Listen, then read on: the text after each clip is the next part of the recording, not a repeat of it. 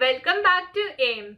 So today we'll be talking about the three friends, mean, median and mode, used to handle your data or missing data in your data set. So first of all, we learn that imputation is a technique to fill your missing data with the estimated ones, and the mean, median, mode are the most demandable, or you say most used techniques to fill your missing data. So what you actually do is replace your missing data with the estimated techniques using mean and mode or median. So the pros of this dear friendship is that they are very easy, but the con of dear friendship is that they distort your histograms or the statistical values, and handles the missing data that can be used are, in which these techniques can be used are MCAR or MAR. You don't know what it is? I'll link the previous video link over here.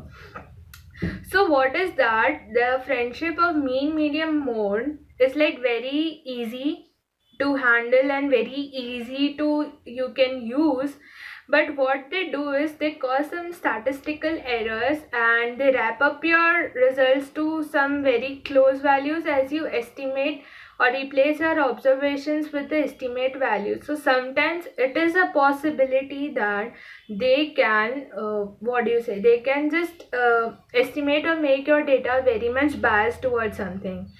So most of this is people use these techniques to replace the data, and it's very easy to use. The mean and the median are used when you have the missing data as a numerical data is missing. So whenever your numerical data is missing, you use the mean and the median to replace your data with. But whenever there is categorical data being missed, you use the mode technique. So what happens when you use the mode technique, you generally replace it with called unknown or the most appearing word in your category. You replace the missing values with the most appearing one. So in this way, three things work. Also, the median friend is quite useful when you have outliers in your data. So in this way, all three things work, and now we will understand how you can code the same. So let's look at the code. So we started off with creating a toy dataset having some missing values in it and some values to have some numbers in it.